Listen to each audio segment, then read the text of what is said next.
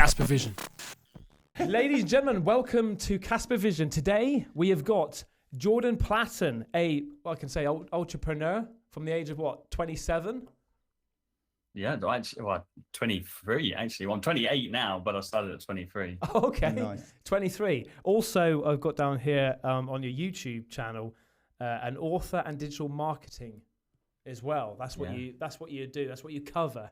And I've seen your channel as well, and you sort of like give inspirational talks and things like that. It's nice. Mm-hmm. Yeah, a bit of everything, man. I kind of anything marketing I'm into. Right. Okay. Well, are you sure it's not sort of anything that can generate money? I'm into.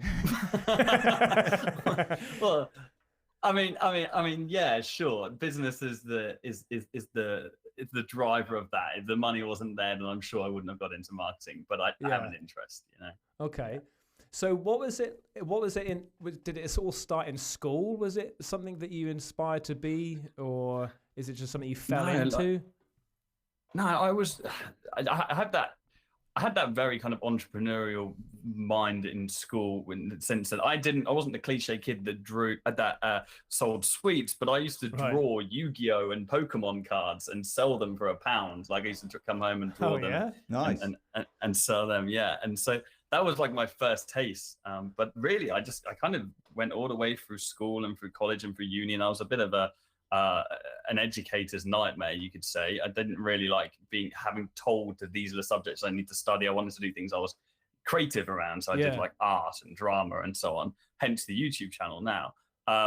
But I just kind of I ended up working my way through university. I actually got kicked out of university for starting a business on the side. That failed, and then I got kicked out of uni.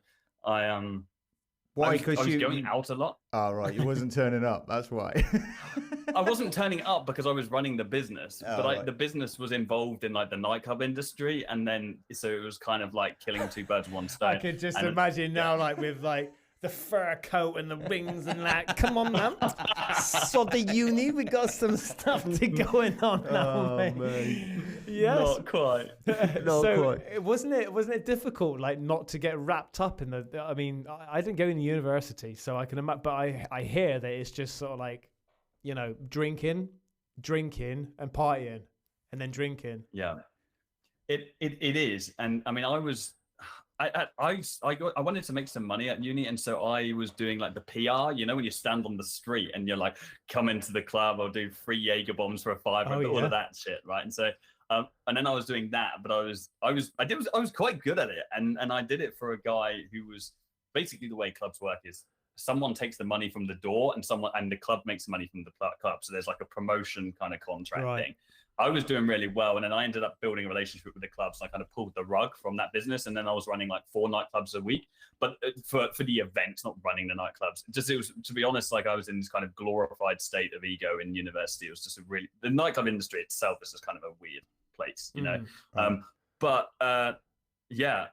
was going out a lot, an awful lot, but it was kind of nice because then that's kind of all you know how to do and all you know how to build social circle. And so I was doing that and making some money at the same time. So nice. What could a young man want? Why do you think you were good at dragging the people in? Why were you good at that job? Did you have something that others didn't have? Because the reason I'm asking is I'm just trying to. His looks. Yeah. but other than that, I'm just trying to pinpoint what it is, because obviously we've sort of like dotted around the actual reason why you're here, because you're extremely successful. You know what you do, and you do it very well. You've created how many businesses on your own? Like 7? I've got 3 businesses now. I've had multiple businesses that haven't been successful, but I've got 3 businesses now, 2 of which are pretty successful, like 7-figure turnovers. Right. Okay. So that's what I'm asking. Like, is there something that you think that you've got that other people may have, that they haven't found themselves yet, or people don't have or do have? Does everybody have this sort of gift? Because it is like a gift, really, isn't it? I mean, I think it's just like it's an obsession, really. And I think people have obsessions over all sorts of things in life. Like you can have an obsession over certain people on YouTube, right? And you can have obsessions over gaming. I've got an obsession with what I call an obsession for progression. And I've never really been massively into the gym. I never massively got into like an instrument and like learning that skill. And so for me, like communication skills were that. So learning how to communicate with people, learning how to sell to people. I've got a big interest in sales, and then hence that transpired to marketing. So for me, business is a way for me to, it's like a sport. I explain my company as like a sport. It's like I'm an athlete and I'm training. I'm a brain athlete. I just focus my time on optimizing my entire life, which my whole life is really optimized around making the business as successful as possible, and growing that and impacting people. So I suppose it's an obsession with progression, which or an obsession with anything, which I think a lot of people do have, but they just use it for other things. Yeah, definitely. Yeah. I think that also, you know, just going back to the olden days, you know, when you were sort of dragging people into clubs, I would say that the reason why you managed to get people into the clubs is because you were quite approachable. You could talk well. You got the gift of the gab. You know, I would imagine. I would say that's a fair assumption. It's also that I think I mentioned that I had a bit of an ego problem in uni, because I think a lot of young lads in that space going out, and when you don't know anyone in first year and you're like, oh, I kind of need to prove myself here. I was really in my mind, I knew that I wanted to get some kind of a status, and so it wasn't a choice for me to do well at it or not, because it was kind of the job that everyone did in my. Because I live in a uni city, Norwich, so there's a lot of uni students. So you either work for a restaurant or you do PR, and so lots of people doing PR. And if you're doing PR and you're not good at PR, then everyone knows you're not good at PR, and then all of a sudden your social status has dropped down a lot around campus. And so I think that was always in the back of my mind as well. Just not wanting to look like an idiot. And if you're not good at PR, you end up in the restaurants. Exactly, and I did that as well. So I was doing both at the same time, which is not fun. Can you talk us through your first main focus of, like, you know, shit, this is what I'm gonna do, and this is gonna be my first million. You know, what was that? What was that point in time where you just thought, this is it? This is the first big bang.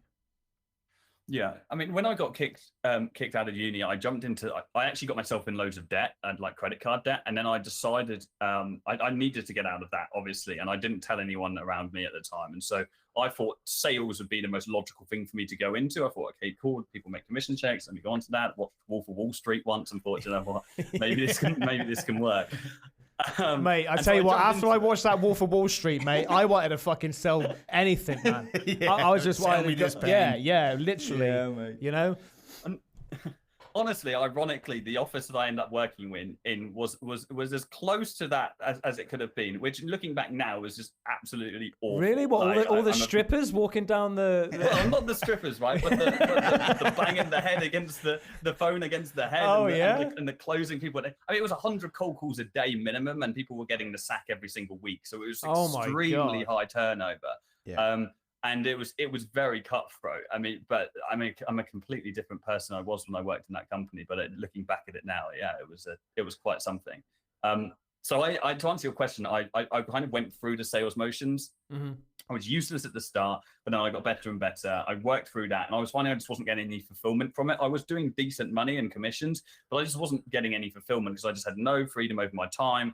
And so I was like, okay, let me figure out trying making a business. I always convinced myself that I needed to like invent like a new Uber or an Airbnb or have like this big idea. And it was like an excuse I told myself for ages, like, oh, just wait for the big break, it will come. And then one of my friends like started a business. They were actually selling products on Amazon at the time. And I was like, hang on a second, as if you can he was making like 15K a month, and he had just quit a job, the same job as me, like 6 months before. It's like, how is this guy making money from something that 1,000 other people were doing? And I was like, maybe there's something else out there that I could do that with, because restaurants start in the local area every single month or week, right? There's people replicating things that are already proven. So I was like, okay, sales-based industry, what can I do? And then I just stumbled across a marketing agency. Bear in mind, I had no experience whatsoever in marketing. I didn't really know what I was doing when I first started selling, but I knew sales. And so I basically set the goal to replace my outgoings, my bare minimum to live, basically. And within 2 weeks, I actually signed my first client. I was waking up at like 5 a.m. every morning and then sending emails to businesses, calling people on my lunch break in my local area, signed 2 clients, quit my job, and then I just scaled it up pretty pretty rapidly from there. But because I don't think that would have happened if I hadn't had all that conditioning of like going through the motions of going to uni, getting kicked out, to having sales jobs, realizing I wasn't satisfied by money, and because money really isn't my motivator so much now. Can I just slow that down? Can I just slow that down a little bit? So your first client, okay? So you went into this agency and you got your first client. How did you, with no experience, because obviously there's people out there and probably listening right now going, okay, this could be a really like this podcast may be my turning point to like how I really want my life to end, to go. So what was it that you did for this client? And how did you manage to grab this client and work for him? How did you offer? How did you approach yourself? I suppose. I mean, I was used to cold calling in jobs. So what I did was I just did the only thing that I knew. And so I just called up, at the time I targeted restaurants in my local area, and I called up restaurants and I basically just tried to set a meeting with them and just said, look, and my core service was Facebook ads. It still is to this day in the marketing agency business.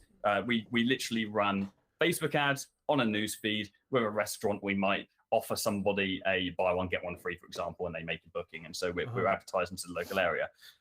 So I just reached out to this restaurant, arranged a meeting with them, said something like, I noticed you're not running any Facebook ads right now. Like, why? I'd love to share some ideas with you. Yeah. Actually went and just met them in person. And it was I mean, sales is just all about communication. It's just about, okay, person A solving person B's problem. It's not about using tactics and underhand and pressuring people. Like when you speak to people who have got a business, like they don't want to be waffled by some young guy who just thinks, I don't know what, I can just get away with anything in. So it was just really about, okay, talk to me about your problems. Like, are you busy right now? What days are you not busy on? And then I was just providing simple solutions to them, saying, okay, fine, well, we can just run a Facebook ad, which is going to get people on Tuesday if you're not busy right now. So just make it a bit of a no-brainer.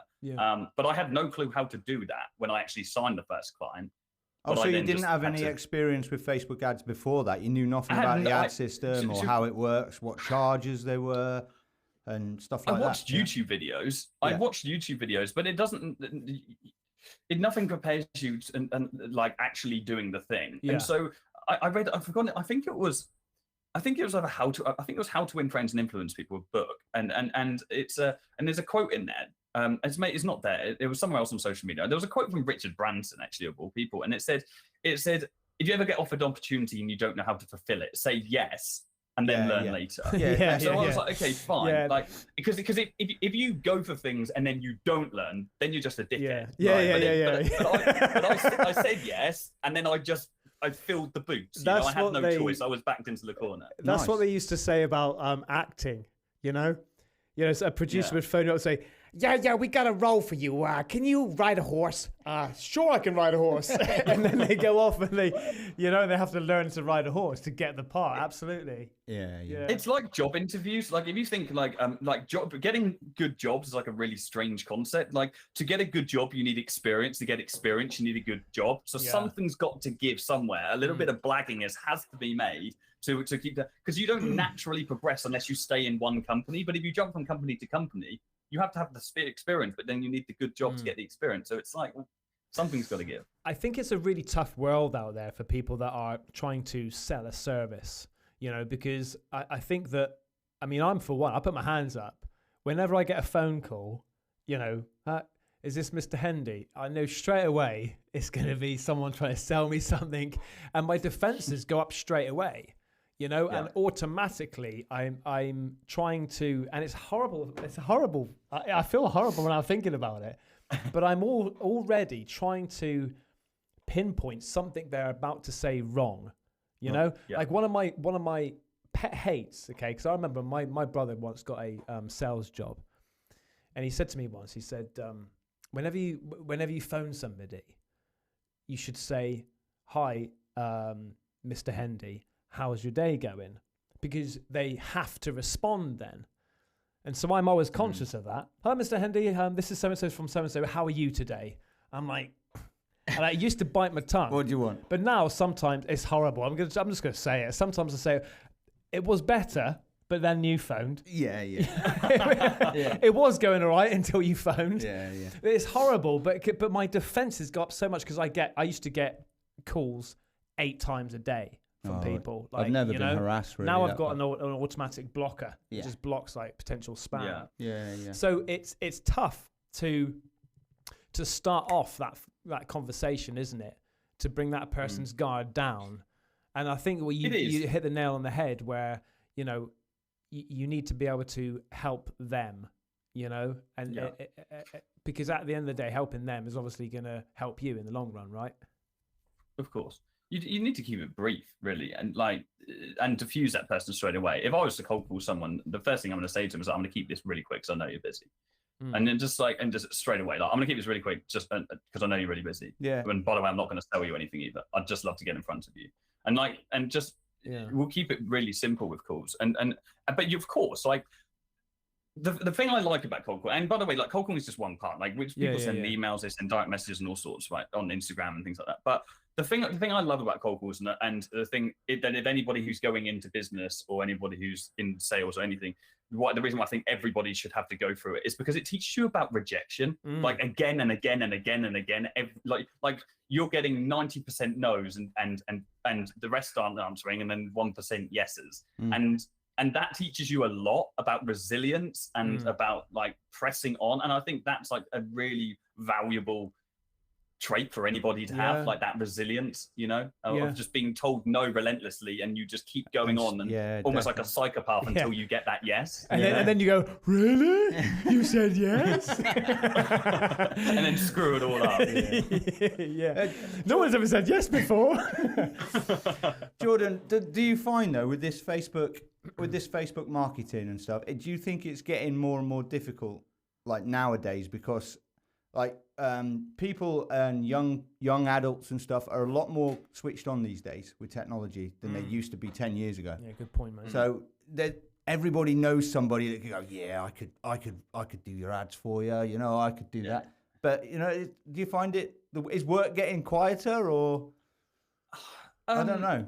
I'm very fortunate that I have the somewhat of a brand on YouTube, and I think that builds a lot of trust. And we also have, like, a secondary business, which is like an education business where we teach Facebook ads, and we also teach people how to start businesses. So we kind of have a whole holistic approach. Generally speaking, for the general public, yes, it is harder to get clients for, like, Facebook and so on and so forth, because people think they know what they're doing. Yeah. The reality still stands is they try and do it and they don't have a clue what they're doing. Yeah. So it's like results. Then they end up working with an agency anyway because they screwed it up. Yeah. So it's really just about educating people and letting them know the real way. And if somebody says, "Oh, I can do it myself," I'll just let them do it, and then they'll come back anyway. Yeah. Do you offer them a trial first or anything like that? Do you say, "Look"? If someone was just starting out, sorry to interrupt you. If someone was just starting out, I would definitely recommend them doing a free trial, because the most valuable thing in business before, like, away from money at all, because, like, money isn't the most valuable thing when you first start, is, like, experience and case studies. Yeah. So I always say to people they're first starting out, like, if you want to get a client in your local area, it doesn't matter if you work for them for free for a month, because what's way more valuable than whatever money they're paying you is a case study and a testimonial, and for them to say, this guy actually knows what he's doing. Definitely. So yeah, for sure. Yeah. So you approached it first off then. I mean, morally, how did you approach this? Let's not beat around the bush. Do you think, like, shit, this could be a lot of money? Well, you said about your mate, didn't you, on the Amazon? You thought he's producing like 12 grand, what was it? 15 grand a month. Yeah. 15 grand a month, very quickly, yeah. So you knew there was an opening there for you. But, so, I mean, you must have got to where you are now with, like, the correct morals behind you, you know, that you want to legitimately help somebody. Of course. We never said yes to working with anyone that we didn't genuinely believe we could help. Like, first and foremost, like I said about signing a client up without knowing Facebook ads. Now, I wouldn't recommend other people doing that, but what I did was I immersed myself and I made sure I got that business results. And I worked with them for like 2 years, that restaurant. So we got them amazing results. And we scaled the business to like 10, I think it was like 10K a month within 3 months with loads of businesses in the local area. And we got such amazing results. And I got addicted to the results. So absolutely, like, if you don't have compassion for other people, and there's enough people out there that will just take people's money, and there's enough people that do that, but results are at the forefront of everything that we do. That's why we started another business, which literally is just teaching other people how to start companies. We've got like 2,500 students. We've helped over 50 people make 6 and 7 figures. We've helped over 300 people quit their jobs. And we invest so heavily into client results because I believe if you focus, and it sounds really cheesy saying this, and I've heard this 1,000 times, but it is true. If you focus on impact and if you focus on results and helping others, money follows so much quicker. But if you make money the target, then you just end up going down this immoral path that doesn't actually become very fruitful. Yeah. We had a gentleman on here. In fact, he was our first ever podcast, Simon Squibb. I don't know whether you've heard of him or you see. I think I watched a bit of that actually. Yeah, so he was he was homeless for a short amount of time. He was kicked out of his house. I think he was 16? I think he was 16, Very young, and then obviously he was out in all the elements. And he became a multi-millionaire entrepreneur. Not at the start. He started cutting grass, didn't he? That's it. That's how he started. He knocked on somebody's door and said, "Look, do you need me to cut your lawn?" And then he went knocking on 100 other houses, and they all, I think 30% of them said yes. And then he had an instant belly business there. But it's interesting what you said, Ben, about is it in you? Because to some people, when they're struggling and they need money, they go out and they get a job. But other people, like yourself, Jordan, and like Simon Squibb, they don't think like that. Their first thought is, right, how can I go and knock on doors and cut people's grass? Or how can I go and approach these restaurants and do their marketing? Whereas a normal person would, most people just go and get a job. Yeah, absolutely right. And I want to talk about that, but I just want to finish off what I was saying about Simon there a minute, because I did went off on a tangent. Sorry, but no, that's right, mate. Because he also is doing what you're doing at the moment, trying to help other people, get out of that 9-to-5 rat race and start their own business up, And he's also been doing some great work, and you're doing the same. So I don't know, maybe you two should collab or something. I'll check the guy out. Well, if you want his details, I can give you his details, but I'm sure he won't mind. But what Mace was saying is a really good point, because I think that.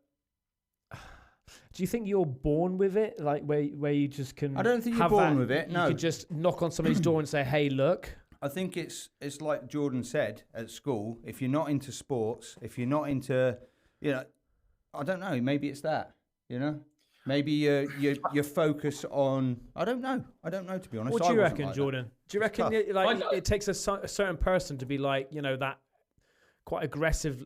It definitely takes a certain person to desire to do it. But just first as a caveat, I don't think neither is right or wrong or better or either, to make that absolutely clear. But I do believe it takes a very specific person to want to start a business, and I think generally what it comes from. I see a lot of patterns in entrepreneurs. Actually, I see in entrepreneurship. I often see ex-gamers. I see that quite a lot because those people have been used to grafting on pointless stuff. Normally, the gamers who play something like RuneScape or World of Warcraft, where they're just doing things for the sake of doing them every single day. Yeah, that's why I don't play open world games. So I see that quite a lot. But the second thing is it's people that really struggle with authority.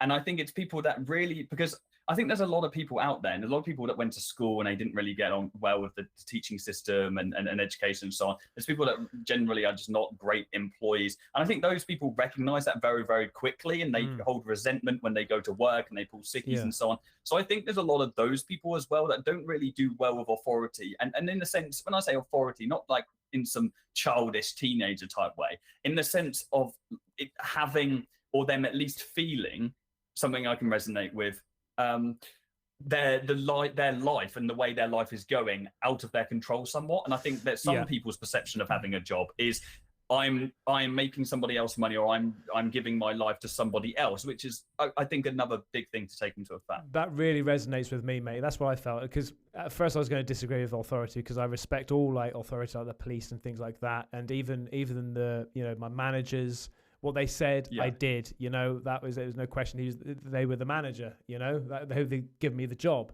But what I did hate and I loathed was the idea of working my ass off for somebody else to make money. No matter how hard I worked, it didn't reflect on the wage I was getting. So it doesn't inspire people, you know, to work but hard. sales does. If you went into sales and you work your ass off, you get more commission. You know, there's a benefit. You do, but there, you're still taking 10%. Jesus, if I got 50% of the money that I've made for other companies, then I would be a millionaire a lot quicker. So, yeah. But it's funny to say about Amazon, because that's what I that's how much it just wasn't for me, mate. You know, the old 9 to 5. I knew, like, I felt like you only live once, and there must be more to what I am doing now.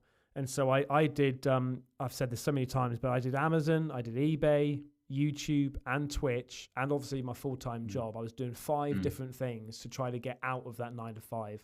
Amazon, I did that as well. I bought thousands and thousands of chopsticks, and Nice. and I sent them all. As you do. Yeah, you did. Well, there's this tool. I can't remember what the tool was, but you can go on. You can buy this software that basically scans Amazon. And it works out like what the competition is versus the sales, like the turnover.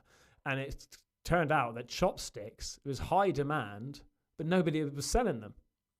So I was buying chopsticks in China, like a pack of 5, lovely, delicate, nice little. I was going to say, when he said, like, you have to sell a lot of chopsticks for 15 grand a month. Well, mate, I was buying them for $1.50. And I was selling them for 15 quid. Fucking hell, they must have been gold-plated. And they were Amazon's choice. Nice. They were Amazon's choice for a long time. And then everybody else sort of like, oh, chopsticks are selling well. And then I'd have to lower my prices to keep up. And then come the end, it just ended up, going wrong. But thankfully, down the line, obviously, YouTube worked out for me. I think it's a control thing a lot as well. It's like just feeling in control of where you go. I mean, I envy. There are people that clean in McDonald's that are happier than millionaires and billionaires. Oh, there's no doubt about it. So I absolutely envy that mindset. But yeah, it's just unfortunately I wasn't gifted with it. But it comes with its own pleasures, and it comes with its own. It's incredible, and I don't regret a thing. I think it's got a lot to do with what job you're in as well. What I'm trying to get at is, my wife loves her job. Yeah. She gets up in the morning and she's so happy. She's not interested in thinking, oh, I wish I want to work for myself, Yeah. It's people that are not happy in their job that think, I need to get out of this shit, Yeah. Or they might not have another option, But if my biggest regret is not going to uni and getting a degree. That's one of my biggest regrets. I know I could do it now, but life's so much more difficult when you're middle-aged and got family. Can I throw a question to you? Yeah. Out of interest, why do you regret not getting a degree? Because I think if I would have carried on with a degree when I was younger and got my degree, then I think I would be in a job that I want to do now for a lot more money, and I'd be a lot more happy, See, there's I think especially in this, and I don't want to like deter anybody from going out there and getting a degree, and doing what doctors and God knows what you want to do in a degree. I think it's amazing. However, it does help when you're young. I think, but I think many years ago, a degree was what people needed. They really did need it. And I think it's a very much 50-50 approach to university now, because a lot of people are so against it because of you're in debt and it's no guarantee to get a job come the end of it. Yeah. So somebody has a degree, they got loads of debt, and then they're fucked. Yeah. Because it's tough. So there's a very 50-50 about that, I think. What do you reckon? I'm very much of the opinion that there's only a small percentage of jobs that does warrant getting a degree. I think for the majority of people, especially young people, they get absolutely blindsided into going to university because your parents tell you to and society tells you to, and you're not going to amount to anything if you don't get a degree, which I think is probably the message of your generation, but it's even then pressured from our parents because they've heard it onto us. I only went to uni for the fact that I kind of felt that I was never going to amount to anything if I went to uni. But then I was told I was studying architecture.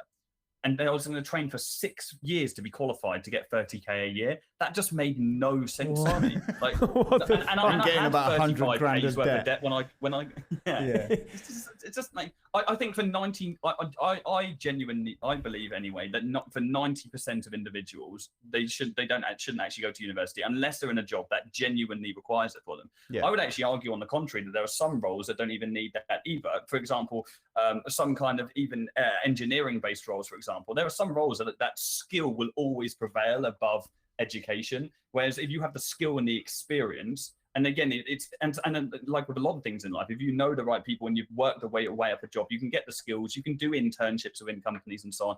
I believe that there are some jobs, apart from like being a doctor and things like that, like being a doctor, obviously, like, come on, we're trusting people's health. Yeah. But I think there are lots of roles that people I've watched some YouTube you need a videos. degree for. Yeah, it's just not going to happen. Yeah.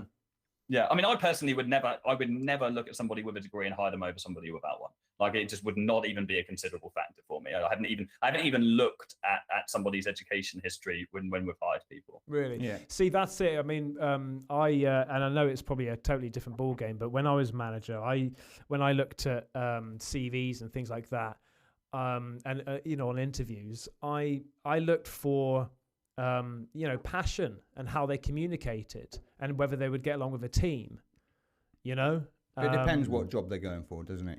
Oh, absolutely. Yeah. Totally. Yeah, It's like if you say if you was trying to hire for hire personality, train process. Yeah. Yeah. I say skills can be taught, personality cannot. Yeah, I'm with you on that one. Like, say you was trying to hire a video editor, and you put the advert out, and then you had one guy that's done 4 years at university, and he comes out at 22 years old. He's qualified, but he's got no experience. Or over somebody who's been doing videos on his own back for 5 years, who's bloody good at it, and he's taught himself. Yeah. I'd rather take them. Yeah, because they're doing it out of passion. But I get that. Yeah. But I think at an early age, to get a head start young and get decent money when you're young, I think a degree would have helped. If you know what job you want to go into, or what type of job you want. You've obviously got to have an idea. You can't just go, I'm going to get a science degree and hopefully become a scientist. That ain't going to work for you, is it? But I don't know whether it's just because of my age, but what I see now is a lot of people don't know what they want to do. I feel like a lot of people just like you feel trapped, mate. Float. A lot of people feel trapped by the system. Definitely. I think there's a lot of pressure though for people just to move in a certain direction, and I think I believe that if you don't know what to do, then you should have a gap year. You should have a gap year, see the world, experience culture, experience other people, experience other opinions that go out of your little bubble of wherever you've been brought up, and then make your mind up. Because I don't think there's many people that would come back from that without at least a little bit more clarity. Yeah. I bet I'd rather sacrifice 1 year on a gap year to figure out what I want to do than sacrifice 3 or 4 years at university doing something that I regret later. Yeah, but you've got to be able to afford to take that gap year, Jordan, haven't you? Well, it depends what quality of life you need. I mean, if you can, but I mean, anybody, I mean, you can save up in a job in a pub and just get a couple of grand to see you through 6 months. I think it depends on what you prioritize in life. And of course, you have to be taught good money mindset, and not everybody is fortunate enough to be in that position. So I understand that we don't all have the same opportunity. But yeah, I believe that people are at least somewhat capable of doing that already, not just work a normal job for a little bit. I strongly believe that university isn't the right decision for the majority of young people out there nowadays, unless they want to go into a specific career. Yeah. So now that you got to, you got this money coming in, you set up these businesses and things like that. What is it that keeps on driving you? I mean, you could be like, oh, fuck it, now I'm going to retire. Yeah. I mean, good question. I mean, for me, it's love of the game. It's love of just seeing how far we can take it. It's also, I also see my current businesses as a stepping stone. I think in business you unlock different levels of business, and although $1 million in the outside, for example, can sound like a huge amount of money to people outside of business and most people working jobs, actually in some goals and in some business instances, it really doesn't actually go a long way. I would like to start a charitable organization in the future, looking at environmental issues, but actually not working on prevention, working on cures and things like that. Opportunities and ideas that I would never be able to do unless I made tens, if not hundreds of millions at some point in my life. And that's kind of where I'd like to move to. In the short term, what drives me is helping other people and seeing other people succeed, because it gives me so much gratification, because I know what it was like being like I was the 17, 18-year-old kid who was the shit talker. When we were at parties and we were drunk, I'd be like, I don't want to go to the smoking area, and I didn't even smoke, but I'd want to go to the smoking area to talk to people, because that's where people actually spoke. And then I'd be talking about all these things that I was going to achieve and all the things that I was going to do, and I was just the shit talking kid. Yeah. And I know what it feels like to be that shit talking kid, and so I want to be the guy that can help that guy and say, do you know what, I completely understand where you're coming from, let me give you a vehicle, let me help you out. And I get so much gratification from that. Nice. Yeah, that's good, man. It's really good of you to do that, mate. It is really nice. Yeah, I mean, I've seen on your YouTube as well that you've done talks and things like that up on a stage, and you know, you give inspirational talks. Can you talk us a little bit about that? You know, how is it and why is it that you've chosen to like inspire other people? I think it just really roots down to that blindness myself, or that feeling of like not being able, having no clue what to do. I felt very much like I had this bottled pent up energy when I was growing up, and whilst I was at uni, and was knowing that I wanted to do something, or I wanted to be someone, whatever that meant to me, and I wanted to be wanted to be successful. And it was being incapacitated, that feeling of being incapacitated by that, and the frustration. So what really drives me to motivate other people is giving them that ignition, giving them that spark, and allowing them to see that there is a path for them. But really the kind of talking on stage thing, like, to be completely frank with you, like, I don't actually really enjoy talking on stage. Like, it's a great strategy for getting exposure to a new audience, right? But it takes a lot out of you preparing for that and doing it. It's anxiety, really. I consider myself an introverted extrovert. Like, I'm extroverted on the facade, but inside I want to be alone and like hanging out with myself. If I'm around people too long, I need to take a holiday on my own. Fake it until you make it. Yeah. Because one of your videos on your YouTube channel, Jordan Platten Extra, I'm looking at here now. 5 signs you're programmed to be poor and how to fix it. That sounds like a good title, mate. Talk me through that. Why are people programmed to be poor? Is that because they're buying things, or programmed to just buy? I think a lot of people are programmed to be poor because everything around them is life in the digital age that we live in right now. Everything is built and conditioned to make people enslaved to their devices. For example, the mobile phone is literally, this is what programs you to be poor. TikTok, Instagram, Snapchat, all of these platforms that are literally, they are the best neurological scientists, whatever, neuroscientists in the world work on these software platforms just to get people hooked to them, right? The best psychologists in the world work on this stuff because they know what it takes to get people hooked. Our attention span is just dropping every single year because we're seeing short form content, little moments of dopamine. You know, like we're just getting, we are overindulged on dopamine in pretty much every single area of our life. There's not many young under the age 25-year-old guys that aren't addicted to porn. There's all these things that just suck up their time and just condition them to not spend that time on something which is proactive. And it doesn't even have to be money, you know, actually. It's not even conditioned to be poor. It's just conditioned to be unmotivated, unproductive, and unachieving, because you could use that time for sport. You could use that time for family. You could use that time for bettering yourself in any area of life. But I just think that everything around us at the moment is built to keep us enslaved to this tiny little bubble and keep us buying things, you know? Totally agree with you, mate. I think it's also, you formulate a habit as well, don't you? It's not, I mean, obviously things are designed to keep you in there. However, it's a habit. It's like, addiction, mate. You know, you wake up in the morning, you check your phone. and then you do a few scrolls before you get up and all that sort of stuff, you know. And that's what she said.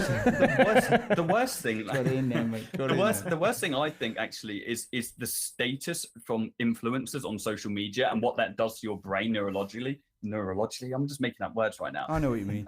You got to stop scrolling that TikTok, mate. Jesus. It's frying your fucking brain. Got to stop watching that porn. Nice. Someone's going to make a short of that and upload it. Like, listen to this idiot. Okay, so like influencers, everyone's got money and everyone's got status and everyone's got power, and people start looking at that and like, I want this, I want that, and so they then get a car that they can't afford on finance. They buy a house that they're then enslaved on for 10, 20 years on a mortgage that they can't fundamentally afford. People finance almost everything these days. People even finance designer goods because somebody else wears it on social media. So there are so many ways that like it's just. There's a lot of toxic capitalism at the moment, and I think if people look or open their eyes to the time that they spend on their phones and who they follow and how negatively that impacts their life, like I think even if you just regained 1 hour and use that for something productive, it would change people's lives massively. Definitely, mate. Yeah. I fully agree. It's becoming. I'm the same.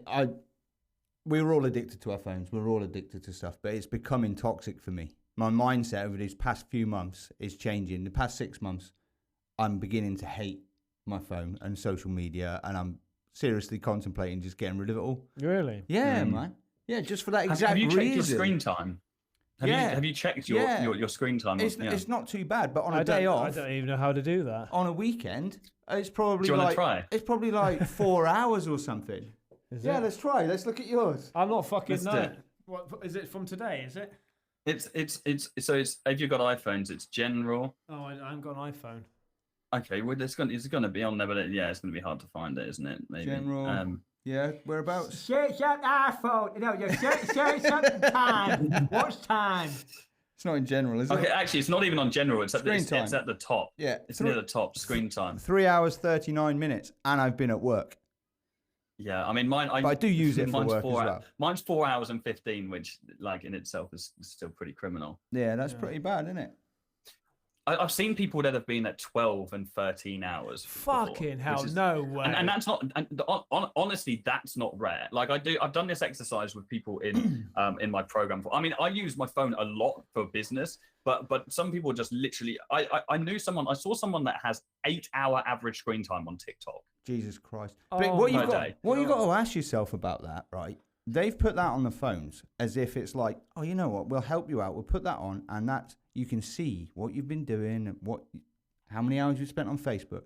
But that data to them, to the companies, is gold dust. Oh, absolutely, yeah. You know, so it's not just your screen time. It tells you how long you've spent on social media, how long you've spent sending messages, how long you've spent watching videos for entertainment and stuff like that. It's insane. But I've heard you can put a timer on that so it automatically shuts off, right? Yeah, you can set your phone up to stop working whenever or stop turn the data off, whatever. Yeah, but it's disgusting.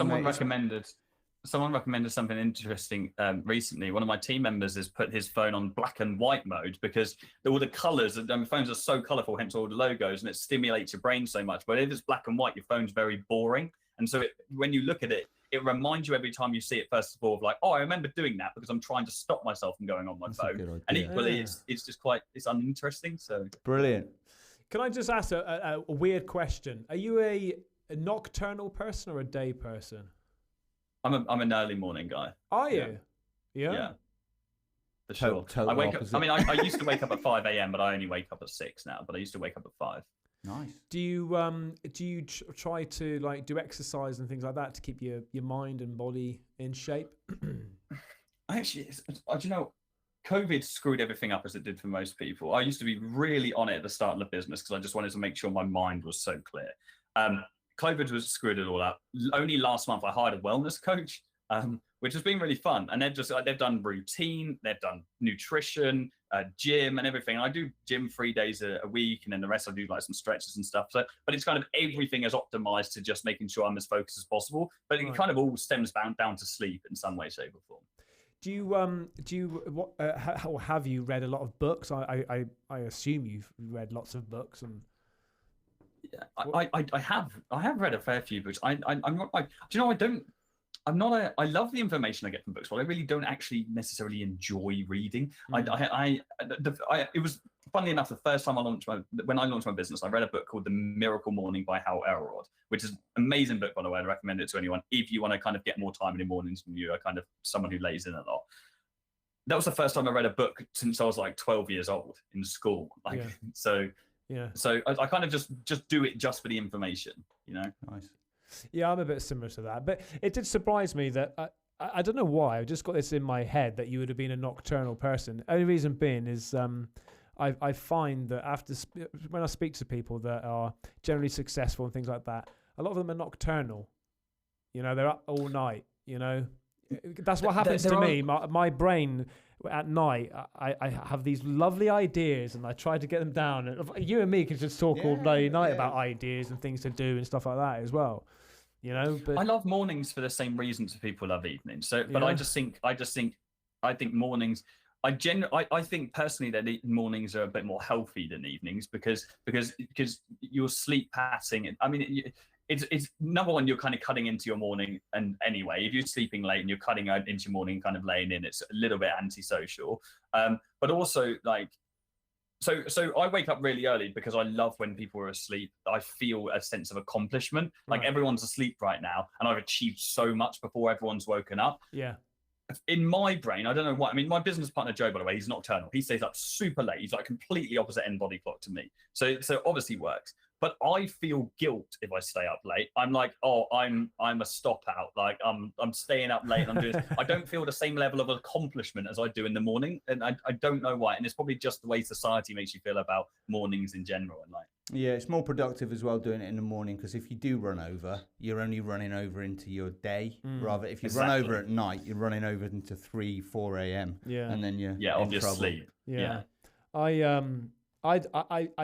do like getting up early in the morning and experiencing like the sunrise and all that sort of stuff. I love the idea of it. But what I don't like is when it gets to about 10 o'clock at night, I'm thinking, I'm fucking knackered. Look, it's only 10. I'm like, the day is still young. Yeah, but man, I'm asleep by 10:30. Really? Everybody I know, Jordan, everybody I know at work and stuff, they all go to bed at 10:30, 10 o'clock. Oh no, I'm in bed by then. It's like, oh my God, I've only just sat down at 9:30, 10 o'clock. I used to get up early in the morning for work, but also go to bed late because I was... That's what I've been doing for 10 years. I was rebelling against work. It's called something when you don't want to go to bed because you know that work's the next day. It's like you rebel against the idea of going to work. They call it something. It's actually a thing that people have. Yeah, but it's not because I don't want to go to work the next day why I have it. It's the fact of it's my life. I want some of my life. It's not because I don't want to get up and go to work. It's the fact if I go to bed at 10, I haven't had any time for myself all day. Yeah, because you're at work. No, because I'm only at work for 7 hours. You know, by the time I go to bed at midnight, I've been up for 15 hours. So I'm waking up if you're going to bed at midnight. I'll get up at 6:30 every day, and this week it's about 12:30, 1 o'clock in the morning. I go to bed, so I only get like 5-6 hours sleep a night. Yeah, but you're not even getting 5-6 hours. He's only 16 years old. Yeah, look at the state of me. If you're in bed for you're realistically only going to be asleep for like 85% of the time that you're in bed. So like you're probably only getting like 5 hours a day, which is that's impressive. I mean, people can perform in that. I mean, I reckon you'd feel like. Have you seen the film Limitless? Yes. You'd feel like that if you had a whole night. 9 hours. I do recover at the weekends, mate. So I get a bit of extra sleep at the weekends. But I'm not ill or anything with it. You know, if my health started being affected by it, then I'd consider it. You know, but I'm all right with it. Some people are good with little sleep. I'm not. I'm terrible with little sleep. But I know that you need to go soon. But I just want to ask you if you could just maybe have you got like a key message that you wanted to put on there today, so maybe anyone can get inspired by it or go to follow you on your socials or anything like that.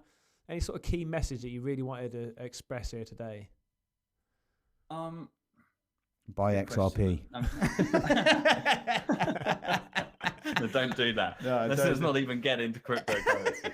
I bet you've got crypto though, right? Yeah. Oh man, I have, but I've lost so much money. What have you got? What have you got? Oh my god, I always, you know, when Luna crashed, I had 50 grand sat in Luna when I watched it tank, and I just watched it drop and drop. I was like, it's gonna come back, it's gonna come back, it's gonna come back, and then it just went to zero. Oh I was my like, god. oh my god. Shit. Oh shit. I wanted to ask you I about just that, mate, laughed but it we're off. running out of time. I wanted to ask you about the digital pound and what if you think it's coming and all Another this shit. time we'll have to do it. We'll have to do a 2.0. Yeah. Yeah, man. If people like it, they might be like, oh, who's this guy you got on now? No, Show me some more scary videos. No, man. Listen, I think it's good because look, you know, we could have people on here about horror. You know, some people might not like it. We got people on about like, you know, sports enthusiasts and people who don't like it. You know, you can't please everybody. But what I think that hopefully people will get from this is that, you know, there are possibilities out there for everybody who's just got that little bit of passion and a bit of focus. You know, I think for me, I would say the key message is if you really want something in life and you're committed, you'll get there. Definitely. I mean, because that's what happened for me and it happened for you and, you know, it's happening for you. I think just to extend on that, and I think you're absolutely correct. And actually, if anything, the sentiment that your audience, for example, might be, but might follow you for a completely different reason. But the sentiment of the fact that there's one thing that unites everybody that's got a desire to achieve anything and anything. That doesn't have to be business. That doesn't have to be sports. It doesn't have to be. It can be anything.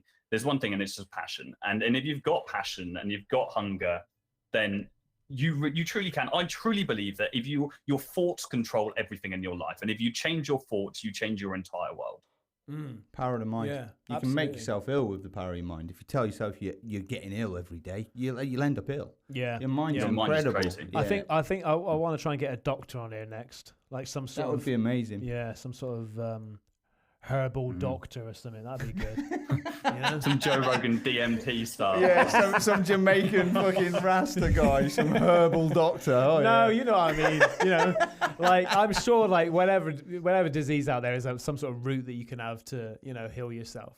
But just before you go, You mate, should get Steve Stamets on your podcast. Steve Stamets. Steve Stamets, look into the guy. Okay. Cheers, mate. Yeah, Before he's the godfather of magic mushrooms. He's a very interesting guy. oh, is he a YouTuber? He's got a YouTube. He's got YouTube, but he's not. He's kind of. I think he's got like a Netflix documentary or something. Do you know him? Okay. No, I don't know. Oh, I think he went on Joe Rogan's podcast actually, but he's still an underground guy. Okay. Might be interesting. Yeah. Before you go, then, mate, do you want to just fire out your socials and things like that, and get people to come over and follow and do the thing? Yeah, for sure. It's simple. Just Jordan Platten, JordanPlatten on YouTube, Instagram. I'm pretty much on every platform. We post content everywhere, but YouTube's my bread and butter. So if you want to come over and check out the content, I'm sure there's something there for everyone. And also people that you know, want to get into business, and they can obviously go over to your website and you know, get in contact with you, and you can help them. You know, What's your mentorship website? It'll be Inffluent.academy. Inffluent.academy. yeah, Okay. yeah, cool. Yeah. Nice one, Jordan. Well, listen, enjoy your evening tonight. I know you're going out and getting you know, having a few drinks and whatnot. Let's go to the strip clubs. This is you. I have said no words there. Sorry, Jordan. Sorry, mate. I just like to Just wind you up. tarnishing me. Yeah. Awesome. It's Been been great fun, speaking mate. to you guys. It's Thanks been a lot, fun. mate. You Thank take you. care. Take care. Cheers, guys. Bye-bye.